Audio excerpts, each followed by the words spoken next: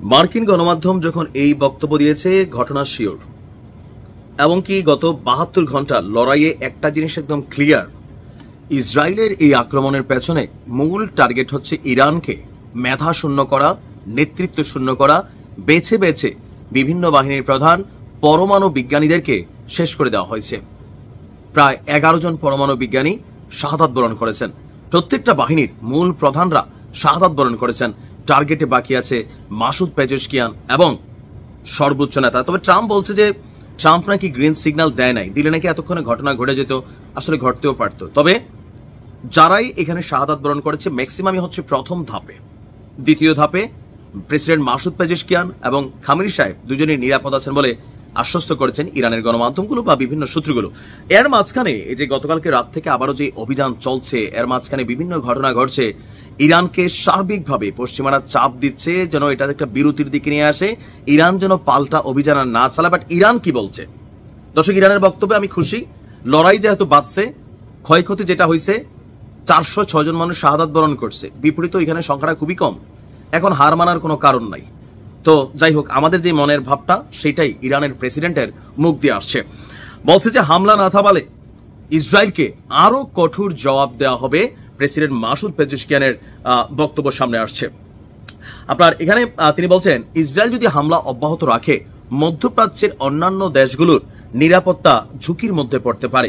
এক্ষেত্রে ইসলামী রাষ্ট্রগুলোকে দৃঢ় অবস্থান নেওয়ার আহ্বান জানিয়েছে মাসুদ পেজেশকিয়ান। তিনি বলছেন, ইরান কোনো সংঘাত শুরু করেনি, বরং দৃঢ়তার সাথে ইসরায়েলি হামলার পাল্টা জবাব দিচ্ছে বা প্রতিরোধ করছে।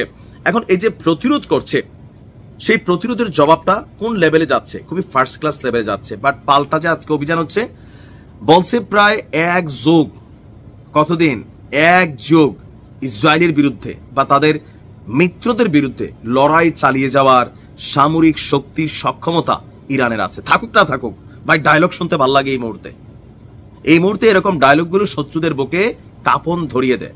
আপনি আশ্চর্য হবেন যে খালি যদি পশ্চিমারা ইসরায়েলরে মধ্যপ্রাচ্যে না পালতো অথবা আমেরিকার হাতটা যদি সরে যেত, 24 ঘন্টা লাগতো, মানচিত্র থেকে নাই হয়ে যেত। এখন ইরানের যারা নতুন বিভিন্ন বাহিনীর প্রধান আছেন, তারা একটা জরুরি বৈঠক করেছেন প্রেসিডেন্টের সাথে। এবং প্রেসিডেন্ট কোথায় আছে? নিরাপদে আছে, যেখানে আছে সেখান থেকেই টেলিফোনে বিভিন্ন বাহিনীর প্রধানদের সাথে তিনি বৈঠক করছেন। আর এই বৈঠকগুলোর পরে সার্বিকভাবে এই সিদ্ধান্ত নেওয়া হয়েছে।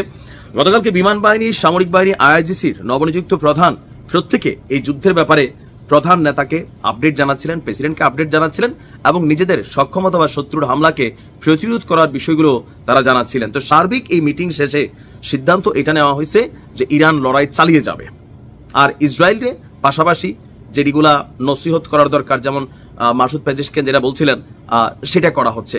আর এর পাশাপাশি আরব রাষ্ট্রগুলোর সাথেও যোগাযোগ চলছে সৌদির যুবরাজের সাথে, যোগাযোগ চলছে ইরাকের প্রেসিডেন্টের সাথে, যোগাযোগ চলছে দুবাইয়ে, যোগাযোগ চলছে ইয়েমেনে। যদিও ইয়েমেন অলরেডি যোগাযোগ ছাড়াই তারা যুদ্ধে কিন্তু নাইমা গেছে। আপনারা দেখছেন গতকালকে ত্রিমাত্রিক একটা অভিযান চলছে, গাজা, ইয়েমেন এবং ইরান, ট্রিপল একটা অ্যাকশন কিন্তু আমরা দেখতে পাইছি। তো আমার কাছে মনে হয়েছে যে এই ধরনের বক্তব্য জনগণ পজিটিভলি নিচ্ছে।